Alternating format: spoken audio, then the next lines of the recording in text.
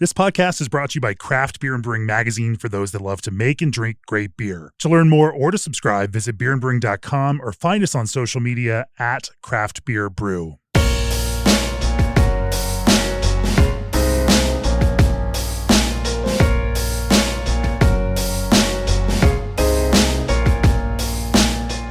It wouldn't be a Craft Beer and Brewing podcast visit to Poland if we didn't discuss Baltic Porter while we're here. Or, as Martin Cornell said, maybe they should have called it Polish Porter.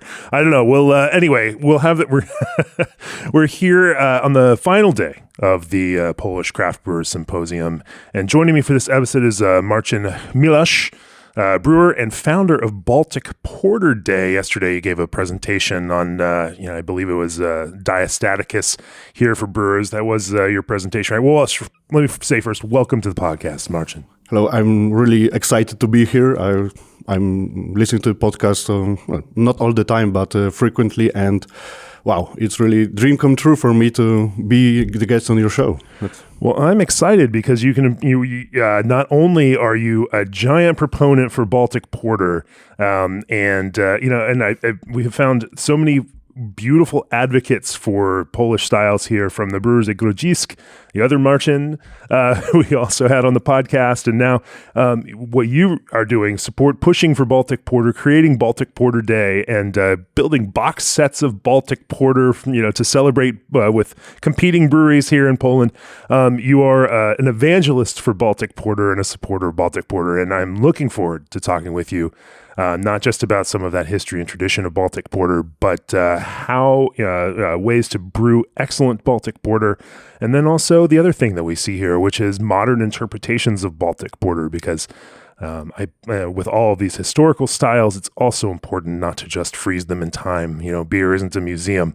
It's a living thing. And, of course, brewers here brew a lot of Baltic Porter. There are excellent iterations. I got to judge some flights of Baltic Porter through the competition here, the Craft Roku competition, and enjoyed learning even more about Baltic Porter. Well, so we're going to use this episode to have you teach us even more about Baltic Porter and share some of that story with the world. Before we do that, if you're looking for a brewery chiller that's worry-free and tough on GWP, then look no further. G&D Chiller's Elite 290 series chiller uses propane as a natural refrigerant with extremely low global warming potential. This natural, highly efficient refrigerant with near zero GWP will help lower your facility's energy costs and impact on the environment. G&D Chillers is committed to a greener, more efficient future. Visit gdchillers.com to learn more. And Berkeley Yeast, founded by bioengineers, yeast that's designed to improve flavor, quality, and consistency, increase efficiency, and save you money. If you've been following yeast, I'm sure you've heard about their strains. Super Bloom strains make classic hops flavors. Fresh strains keep diacetyl low, even with large hop additions. Tropics strains make a tropical bouquet, reminiscent of the finest Southern Hemisphere hops, and they just dropped new strains that are even more futuristic. Nationwide free shipping. Mention this podcast for 20% off your first order. Also, are you struggling to source affordable citrus ingredients due to market fluctuations? Try Old Orchard's flavored craft juice concentrate blends, which mimic straight concentrates at a better price point and with a more reliable supply. Old Orchard's citrus flavored blends include blood orange, grapefruit, lemonade, lime, and tangerine. To learn more and request your free samples, head on over to oldorchard.com/brewer. So Marcin, tell us a little bit about yourself. How did you get interested in brewing, and what has led you down this path as one of the biggest advocates for Baltic Porter here in Poland? Well, I always liked beer, of course, as anyone. And in Poland, like 15 years ago, there was no craft beer. There was no interesting beer styles, and I was looking for some interesting beer anywhere. And I got interested in homebrewing, of course, as most of us did. Sure. And I was witness as it was growing in Poland, the first IPA made by Pinta. And I got really sucked into this. I really enjoyed the beer and I enjoyed learning about beer. And I thought at one point that I should be doing something more, because it was really growing, and knowledge about craft beer was near to zero in Poland. And me and the other guys that were at the beginning, we were interested in the beer, in the craft beer scene. We thought that we should do something more. So I started a blog about beer, but I didn't want to be another beer blog about any beer that you can find anywhere. Right. And I want to specialize in one style. So to be expert in one style. And I always liked porter, so I chose porter. Of course, Baltic Porter mostly because that's what we are doing very well in Poland, but also other styles of porter, other types of porter. And I got stuck into reading about history of the style. So blogs by Ron Pattinson and Martin Cornell. That was my bread and butter. I was excited to learn the story about porter. And speaking of Martin, I ran into him in the elevator this morning, and I have a question from him for you for later on in this podcast. I have to meet him because wow, that would be fantastic to talk. He was asking me a question about Baltic Porter Day this morning, so I'll share that one with you later on. I just promised him I would ask you that. Okay, fantastic. And you know, the Stout Day was founded in United States in 2011, I think. Uh-huh. And in 2012, I thought that we can share the Stout Day in Poland. And I introduced it to some bars, some craft brewers. And then I thought, I could do something similar, but with Baltic Porter. It took a few years to develop. And then in 2015, there was a Grodziskie Day introduced. And I thought, okay, now there's a Grodziskie Day. Now it must be Baltic Porter Day. I cannot wait no longer. So in 2016, I introduced the first edition of Baltic Porter Day. And it's growing very well since then. Sure. Well, let's talk a little bit about Baltic Porter history. Obviously, you're a student of this and have spent a lot of time understanding that history. Give us a framework about from the best of your historical knowledge and research, how Baltic Porter developed as its own beer style. Well, of course, it started in London. You know, the history of porter in London, and it was a huge beer style. It was exported all over the world, and of course to Poland as well, Russia, United States, everywhere. It was very popular. It was very modern because the brewers that made porter in London, they were the biggest brewers in the world, the most successful, the most modern, the most innovative. So the beer was quite expensive, and it was for upper class. It was really something more than the domestic stuff. Right. And of course, brewers all over the world wanted to make something similar. Wanted to have some of this market, and they started to We should say and note this, and I try to note this all the time, it was a trendy beer at the time. Yes, that was very... Like, we think that hype and trends are brand new things in this world of beer, but my gosh, Stout and Porter back then both became, trendy styles in their own various ways. And just like Pilsner was, before that, Pilsner kind of caught the bug and then became this international beer because, the technology now allowed people to make more of this in other places with non-smoky malt and, bottom fermented yeast. And all of a sudden became very popular, easy to drink. And like next thing you know, brewers everywhere are making it. The history of beer styles becoming trendy and expanding, across national borders is as old as the industrial history of beer production. Yeah, and the porter was the first global beer. It was the first beer that was made in London but exported everywhere. Uh-huh. Because it also travels really well. Yes, it travels really well. And I think the first porter made within the Baltic Sea was around Stockholm, something like 1790. And of course, in Poland, the brewers also tried to make something. And still an ale, though, up there, right? Yes. That was still ale. It was made to mimic the original Baltic original porter from England, from London. And I think the first one in Poland was brewed about 1802, something like this. And it was Grudziądz. There was a brewer, Karl Wilhelm Schmidt. He spent some time in London. He learned the trade, how to make a porter. and then he used this knowledge to brew a porter in Poland. And then that still would have been an ale then, even at, or at least what we now know as ale. Yeah. So this was before they had identified yeast strains. And of course. Yeah. So they were using then lager yeast in Bavaria, but mostly almost only in Bavaria then. Yeah. Before the Pilsner Urquell craze. Yeah. And in 1806, there was a continental blockade by Napoleon. So the export of porter from England to Poland was halted. And the brewers started to making more versions of domestic porter. Of course, still it was brewed like the original. And then the trade came back. So the brewers stopped making porters, most of them. And then in 1824, there was another blockade, this time by Russians. Yeah, we were very unlucky then. Polish history back then is very complicated and not very positive. But amazing to see how the history of certain beer styles are inextricably linked to and influenced by politics and government and wars and everything else there. Yeah, of course.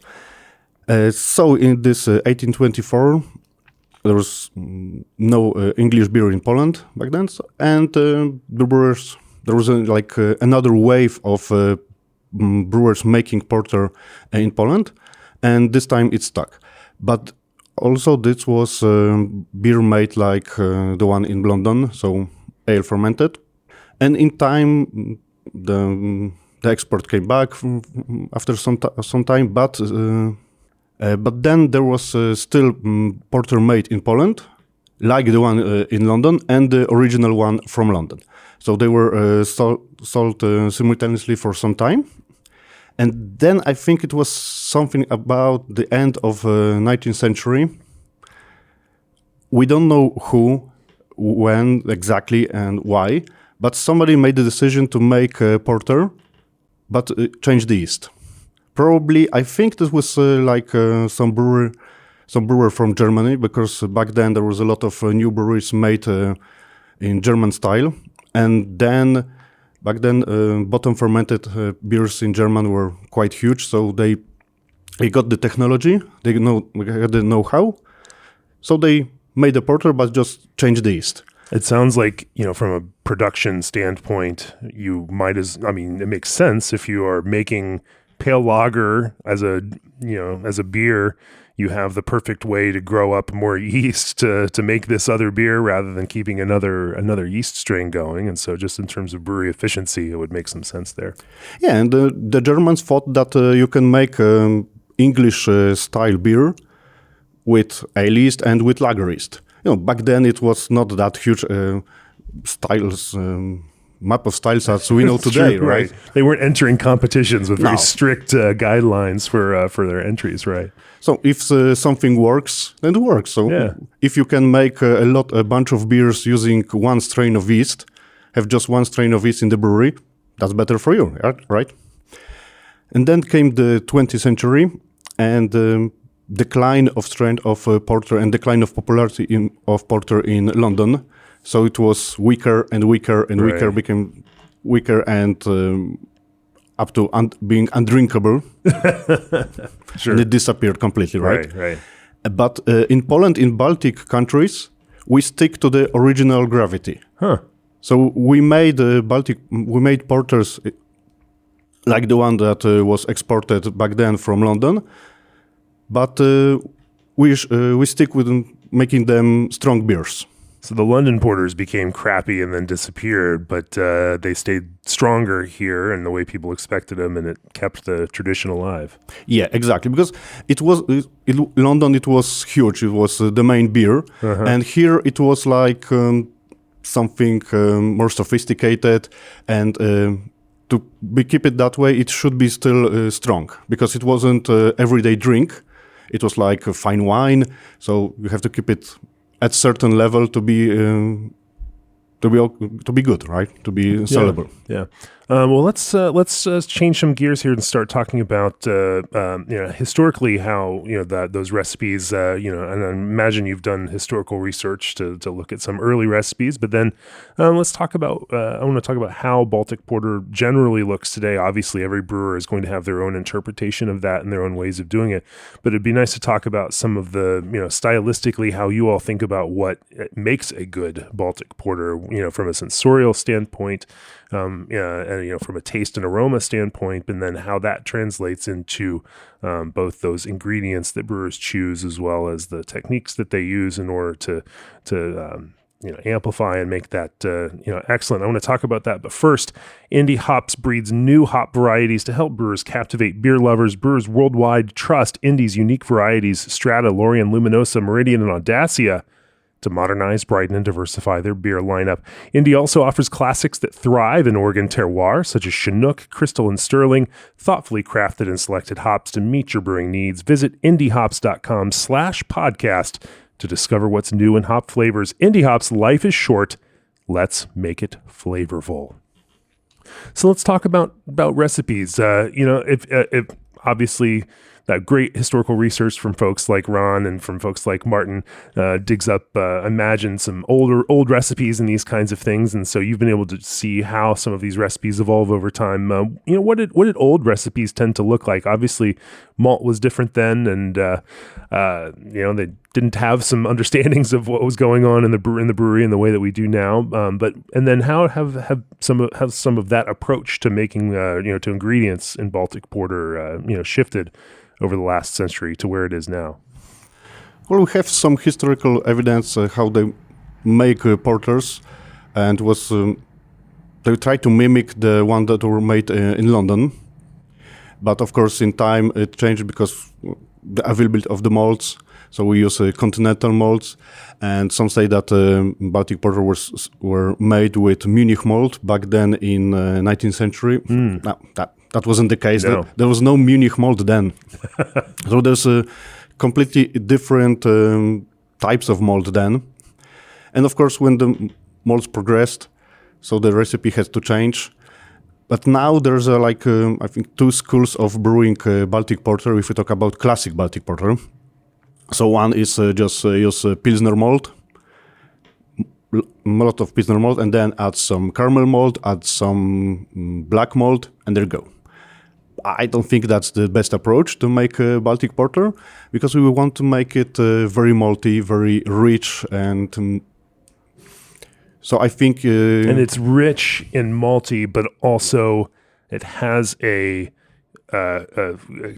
tightly edited and kind of, it doesn't feel big and round. It still feels very precise even. And so it has there's a tension between that rich malt character, but also having a very nice edge to it so that it doesn't feel like too big and, more in that kind of stout realm. Yeah, and that's the case with using lager yeast and storing it cold for long time. So some brewers store the Baltic Porters for up to a year. Wow. Some even longer. And making with lager yeast, making very healthy fermentation helps to make the beers very drinkable. So it's very complicated and very balanced beer because it's very rich, very malty, very there's a lot of going on, but it's very drinkable. So the finish should be clean and crisp. It should be very well balanced. And it's there was one expression in one vlog. They call it the guys from England call it sessionable imperial stout because it can have up to 10% alcohol, right? But you don't feel it when you drink it. So so it could be very tricky. So I distracted you, though. You were talking about the Pilsner malt, caramel malt, black malt, method, and then there's another strategy that you find you think makes even more drinkable Baltic Porter. Yes, I think the base malt should be Munich malt or Vienna or mix of both, because they give very nice malty foundation, and then you can add some you like to call layers. Sure. So you add more multi-layers to it with some crystal malts, then some black malts, but you have to find the perfect balance. So it cannot be pitch black. It should be almost black, but it should not be too roasty because then it will be imperial stout. Right. So a lot of craft brewers make Baltic porters too roasty. And okay, it's not a bad thing because the style evolves, right? Right. But if you want to make a very classic Baltic porter, it's very tricky because you have to get the balance just right. Not too dark, not too sweet. You have to balance the sweetness with hops, but don't add too many hops. And I think the key to a perfect classic Baltic porter is good fermentation. So you have to have a lot of healthy yeast. Probably makes in Poland a lot of brewers make like pale lager, like the Sitka, right, 10 degrees Plato, and then they use the slurry just after fermentation, put it into a Baltic porter, keep the fermentation very healthy, keep the residual sugars quite low, get the great balance, and then age it for a few months to round it all up. Right.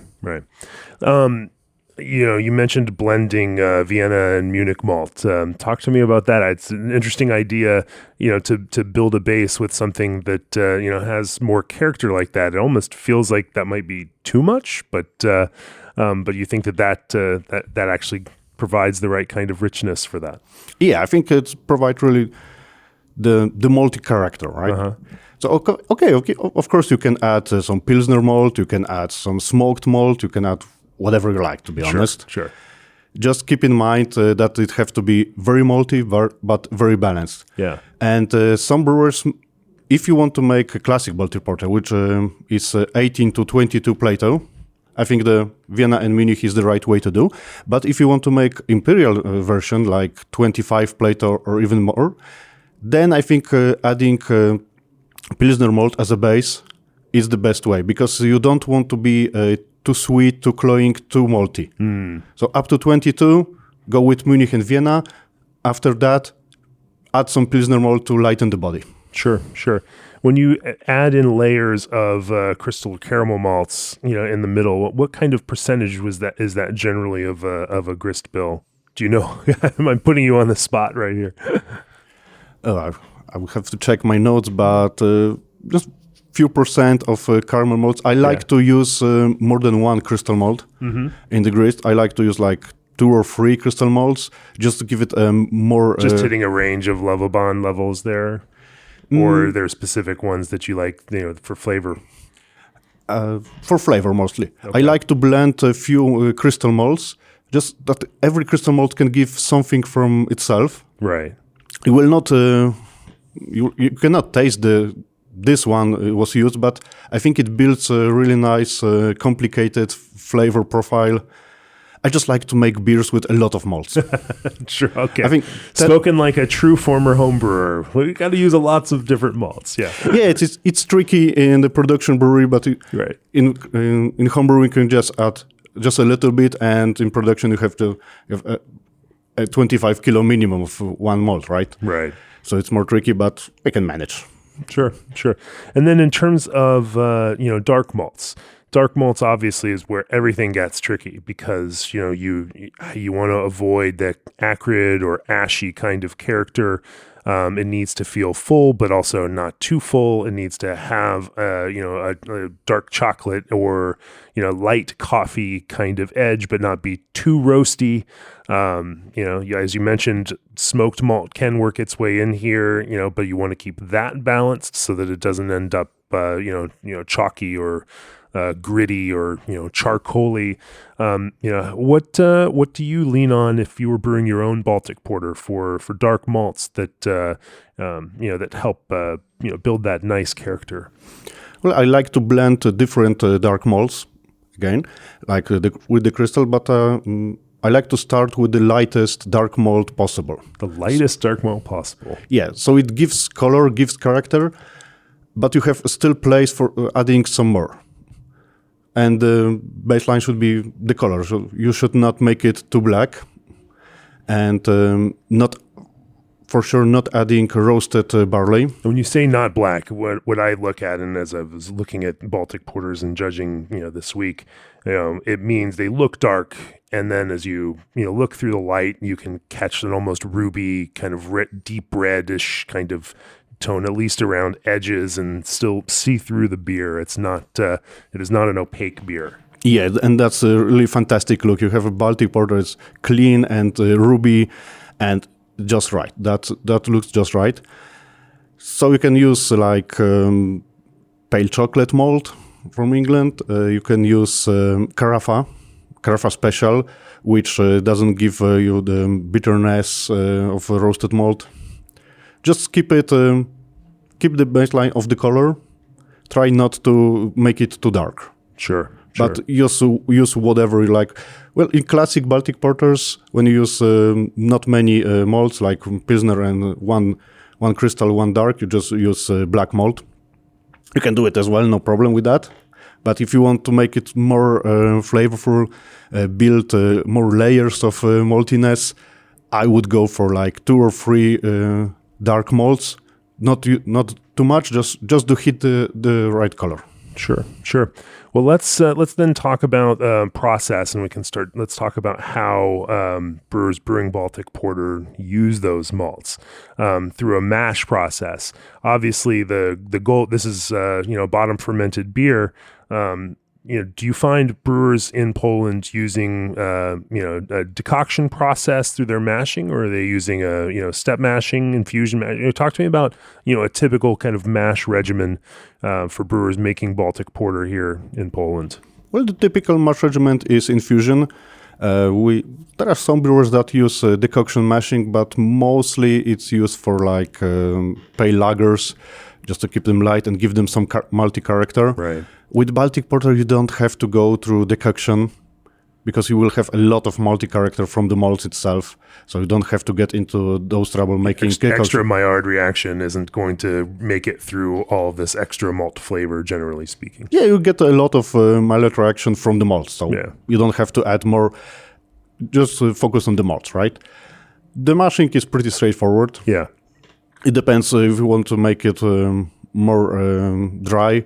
I would go for mashing it to be more dry, more fermentable, because. So then if you're starting, this is what regular is 18 Plato or less, right? Or 20 Plato. Where are we at?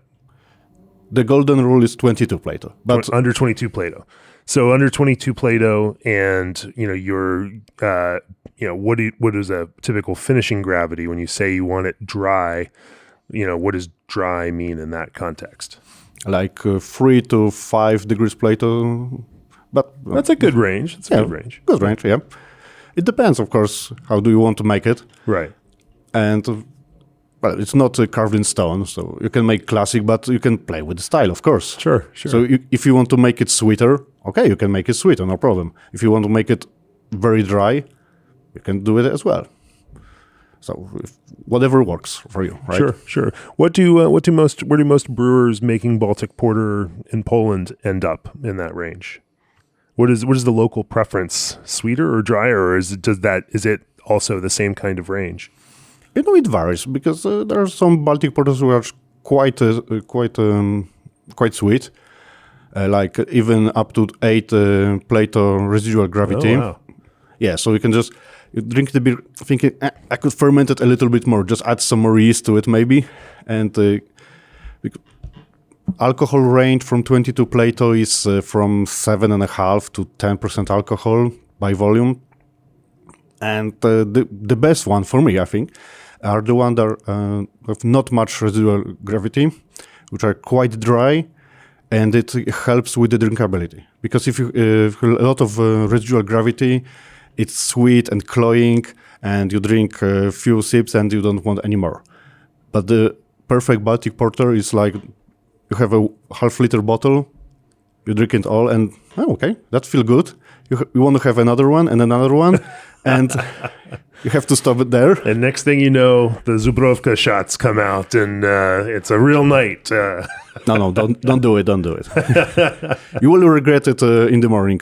Oh, it's too late. It's too late for that. We've had night after night of vodka shots after drinking beer tonight. But that's a whole nother story.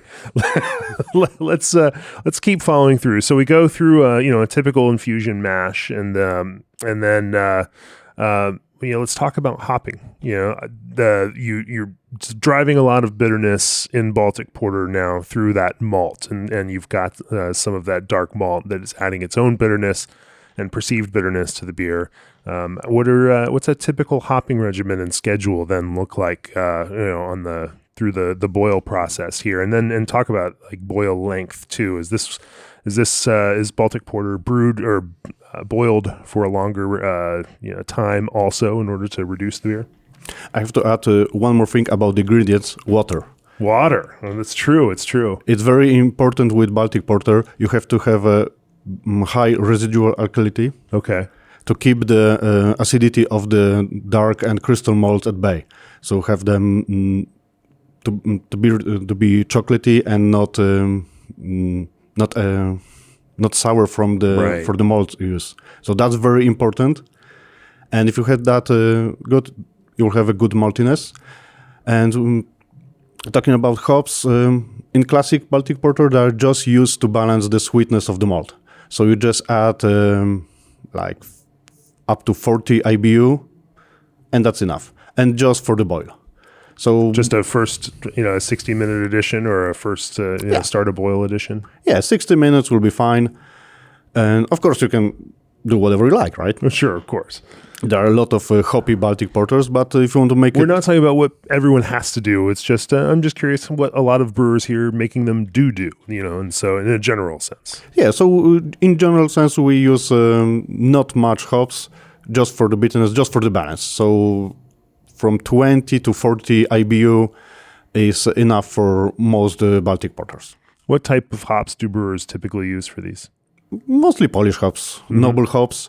This is quite important if you want to make Baltic Porter that will last for a long time.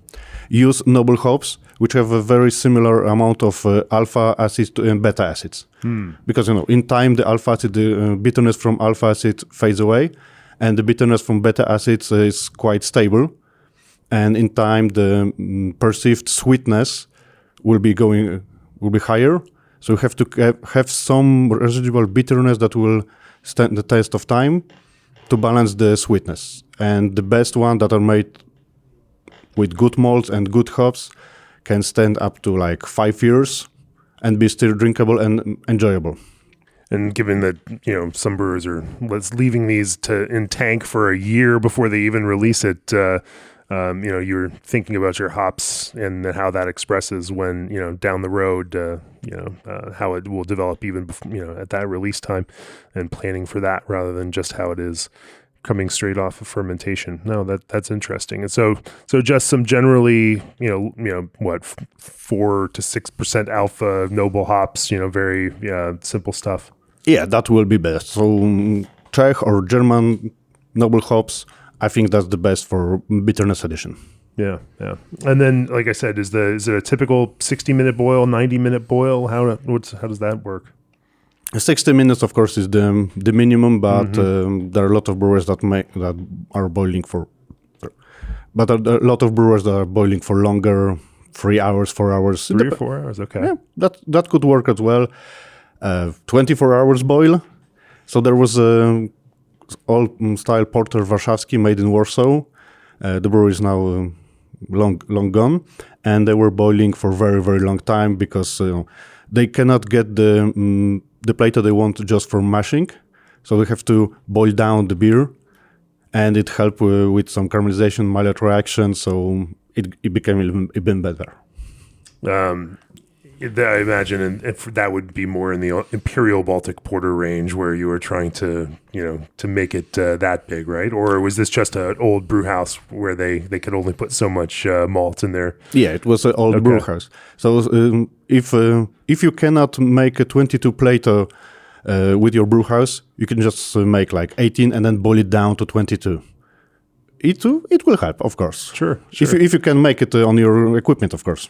Yeah, I love it. We've heard it several times on this trip that the German brew house makers don't tend to love designing brew house. Like, no, you can't put that much malt in here. You can't do that. And but then you guys do, or else you just boil it for a little bit longer. So you can also use a double mashing method. You can add some extracts. You can add a bit of sugar, but not too much, of course. And in Poland, we try to do reiterated mash. Oh, yeah. Yeah. We try to do the best we can. We try to adapt to get the result that we want. Right.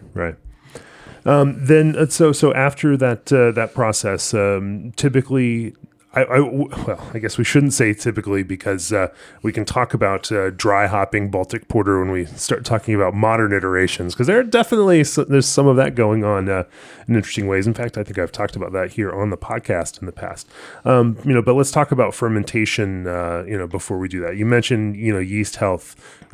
Is there a typical? Are there lager yeast strains that the brewers find work very well, or is most of the fermentation with Baltic Porter happening with whatever house lager strain a brewer might use already? Usually it's whatever it's on hand. So WV 3470. Yeah, that's sure. 3470. 3470. Classic workhorse. All the way, yeah. Yeah. And because they are quite robust and they can withstand a high amount of alcohol, I think with the Baltic Porter, the yeast character is not desirable. You don't want the character from the yeast from the fermentation itself. So you have to have a yeast that will do job just quickly and efficiently.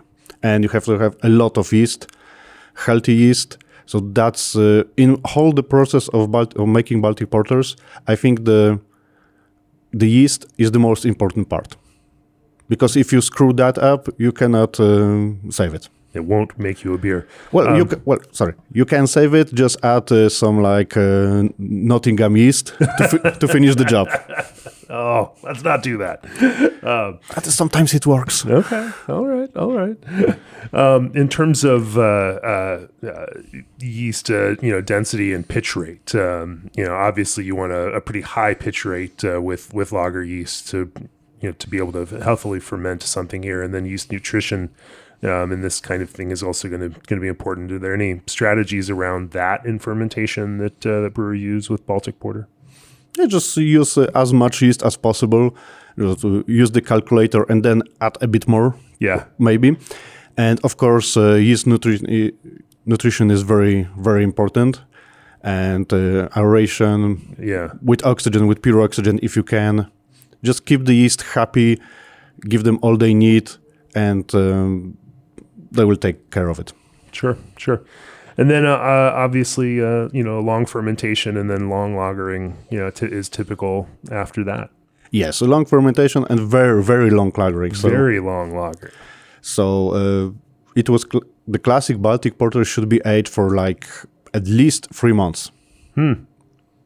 And there are ones that are aged for a year and a half, 2 years even. And there were some versions that were aged for 5 years. So there's no limit to aging time in the brewery. Except for your own tank space and your commercial concerns of leaving a tank tied up for that long just to make one beer. Yeah, but if you can age it longer, that will be better. Of course, we are still talking about classic Baltic Porters. Sure. Well, I'm just curious, and before we shift gears and talk about modern Baltic Porter, talk to me, when you look at what award-winning Baltic Porters feel like here, judged by Polish and international beer judges. What do you find are some of the characters and some of the pieces that help certain award-winning, medal-winning Baltic Porters rise above the general quality? What do you think it makes for just excellence in Baltic Porter? Well, the quality of the ingredients, of course. Yeah. So don't use the cheap Pilsner malt. Use premium malt, because the beer itself will be quite expensive. So don't put cheap stuff in there. Yeah. Yeah. Put the best stuff. Make sure that every single technique is the best you can do. Give it time. Yeah. Giving it time really helps mellow it. Keep the balance. So it's very hard to find the perfect balance because you don't want it to be too sweet or too bitter. You just have to try, make a batch of Baltic Porter and see what works. So tweak a bit the process because not many brewers can get it right the first time. Sure. It's quite tricky. Yeah, absolutely. And then in terms of finishing and carbonation, how does that typically work? It's like a medium high, lower than a Pilsner, of course, Sure. but higher than Imperial Stout because the higher carbonation makes it a bit more lively, a bit more drinkable. But you don't want it to be like Grodziskie, of course, or Weizen or Pilsner. So it should have some carbonation, helps it make it more drinkable, but of course not too much. So, but more than other styles with similar strength. Sure. And then I guess you need to be careful on that because more carbonation also can heighten that feeling of acidity.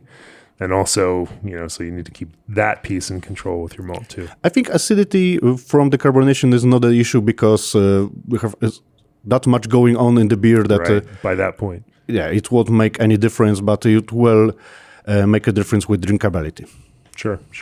Well, let's talk. And you mentioned obviously that with Imperial Baltic Porter base malt big switches, not many other changes throughout the beer other than some of that focusing on more lean base malt, given how much goes into it.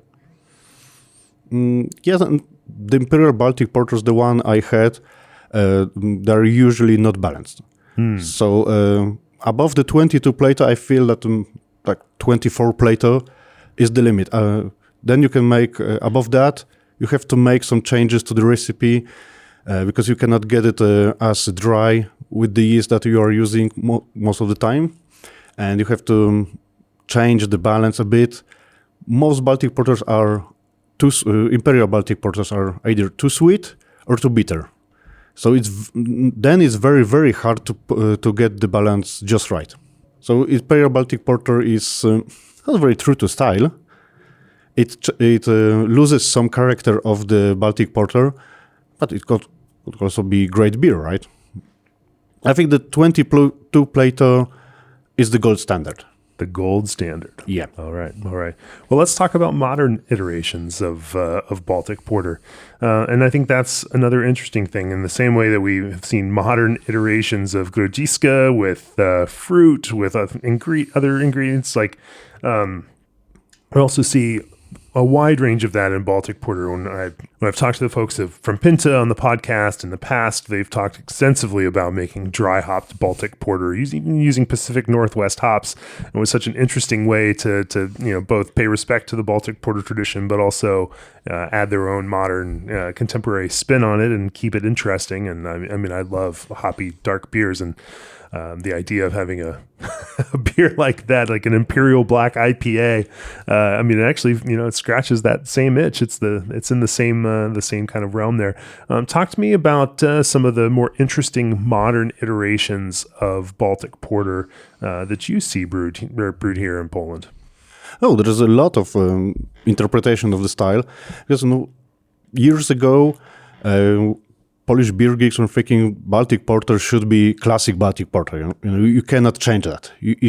Every brewer should make it the same. But what's the fun in that, right?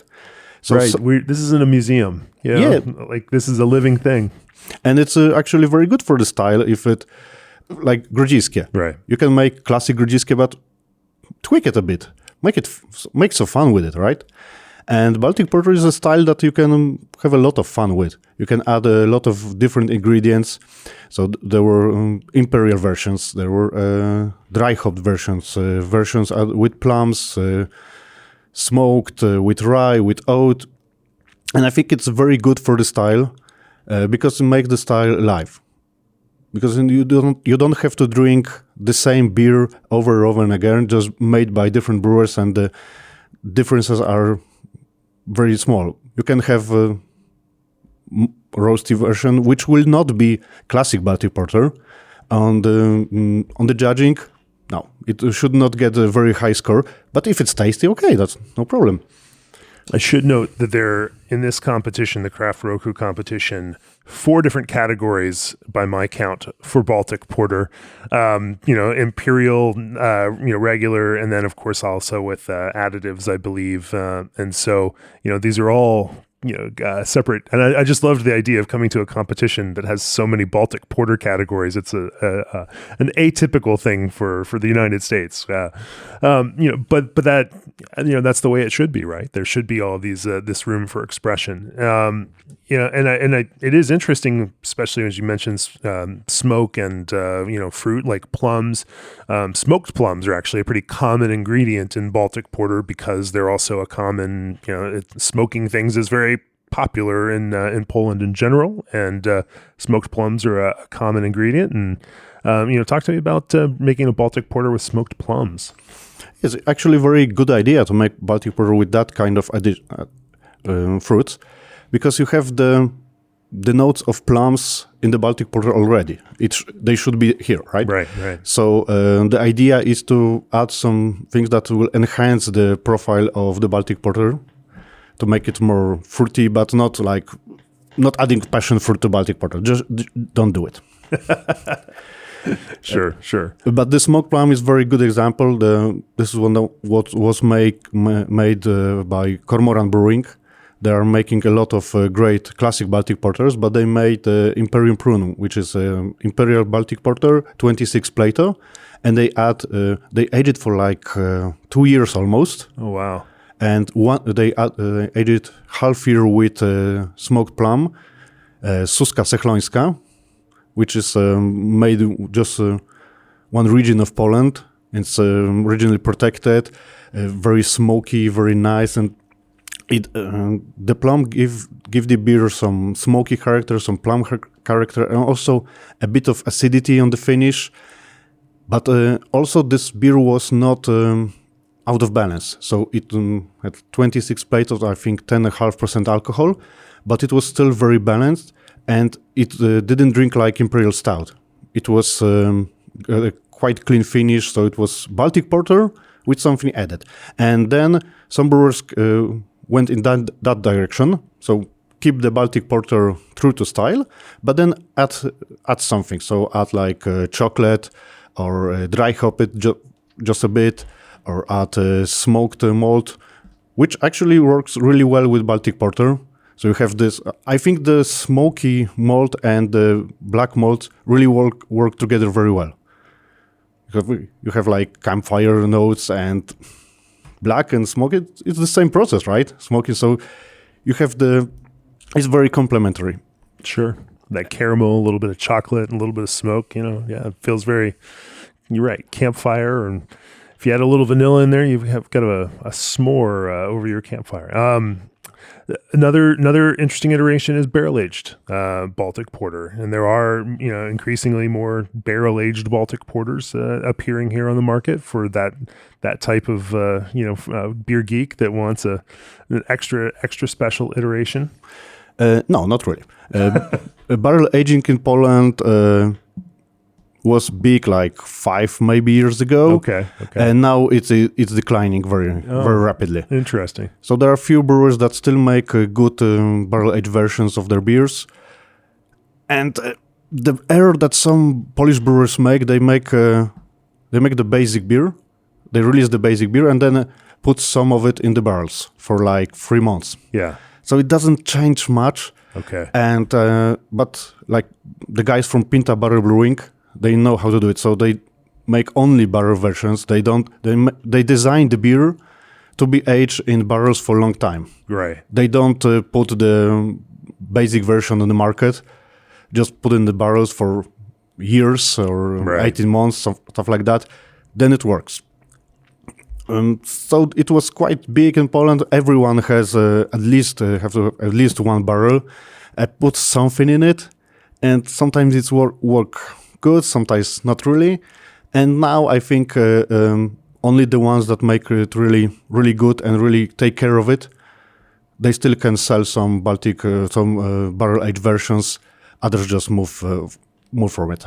Sure. Well, then let's talk about Baltic Porter Day. It's an interesting one this year. All of us who showed up here at the competition got a box set with a glass and three bottles from three different breweries here. Competing breweries that have all contributed beers to a Baltic Porter Day box set sold here in the Polish market, and that was a really cool piece there. Talk to me about Baltic Porter Day and what that now looks like, both here in Poland and then any other places around the world. Yeah, so Baltic Porter Day was made to promote the style, right? When I was starting it in 2016, there were some new modern versions of Baltic Porters, but they were not very popular, and now there is a lot. But the good thing is that there are a lot of breweries that still make classic Baltic Porters. Even the small craft brewers make the classic ones, and then maybe adding something. So I think it really helped promote the style. In Poland, it's very huge. It's called the biggest beer celebration in Poland, the biggest day.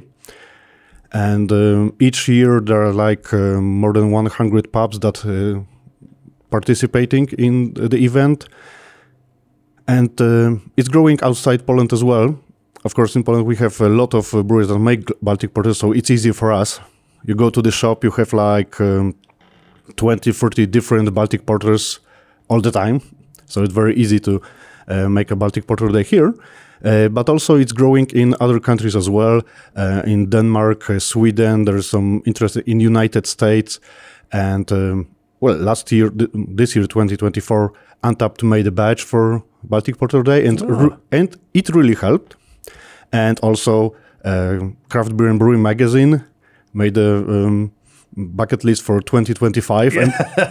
That's right. Joe did add that to our bucket list for 2025. And the first one on the list, of course, is Baltic Porter Day. It's a January event. We listed them chronologically. Yeah, that really helps. So I'm always, when there are the list of beer events, the Baltic Porter Day is the first one. Smart. It's really smart. So what day is this? And this episode will come out just shortly before Baltic Porter Day, but we'll align with it. It'll be too soon for brewers to make new Baltic Porters to release on Baltic Porter Day. But then 2026, brewers can start planning, and they can start brewing in January when things are slow, and put those beers into tanks for a long time so they have them ready for the following year. Talk to me about dates in 2025 and 2026. It's always the third Saturday of January. So the 2025 will be 18. 2026, I have to check the calendar. Sure. Third Saturday in January. Third Saturday, always, yeah. Well, cool. Well, Marcin, thank you so much for joining me and talking to me about Baltic Porters. Anything else the note that you want to leave this on, to encourage more brewers out there to brew Baltic Porter, or as they think about their own brewing of Baltic Porter, things that they should focus on and be aware of or conscious? They should have fun with it, but they can think of it as a challenge, because it's quite complicated, quite complex, and you have to get the balance right. So it's, you can make Imperial Stout, just add too much of something in it, and it will be okay. But with Baltic Porter, you have to get the balance right. So if you want a challenge, make a Baltic Porter. Make a classic Baltic Porter. Don't play with Imperial versions. Just try to make the classic one if you haven't already. See how it works. And then maybe you can move on and make some special versions, but the classic is really quite an achievement. And the joy you can feel when you put it just right, it's really, really nice feeling. Well, that's a great place to bring this to a close. G&D Chiller's Elite 290 Series chiller uses propane as a natural refrigerant with extremely low global warming potential. Berkeley yeast strains are designed to improve flavor, quality, and consistency. Old Orchard is the go-to source for fruit forward ingredients for some of the biggest names in the craft brewing landscape. and trust Indie Hop's unique varieties to modernize, brighten, and diversify your beer lineup. If you've enjoyed this podcast, go to beerandbrewing.com, click on the subscribe button, support what we do, and also get access to so many great recipes and great content only available to subscribers. It's a great way to express your support here for the podcast that we bring to you free every week. And of course, it's the holiday. Well, I guess we're in the holiday hangover season now. It's a good time, to take some of that holiday funds and and treat yourself while also supporting us. Marcin, if people want to learn more about Baltic Porter Day, where can they find out more about it? BalticPorterDay.com. And then I'll finish it off with one last question that Martin Cornell gave me in the elevator this morning going down to breakfast. Why, since you are Polish and here in Poland, do you refer to it as Baltic Porter Day in the English for Baltic Porter Day? Well, I wanted to be international. I wanted it to be famous all over the world. And we can call it in Poland Święto Porteru Bałtyckiego or Dzień Porteru Bałtyckiego. But when we say Baltic Porter Day, we can share the message across the world, right? And what we always do when we talk about Baltic Porters, say Baltic Porter could be brewed anywhere, but if you want really the best ones, come to Poland. I will agree with you, but now the message is continuing to get out, and our international audience of brewers have their tasks set out for them. Thanks for talking to me about brewing Baltic Porter. Na zdrowie. Thank you for having me. It was really a great pleasure. Cheers. Cheers.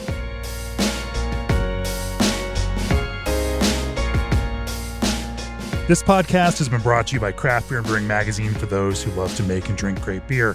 To learn more or to subscribe, visit beerandbrewing.com or find us on social media @craftbeerbrew.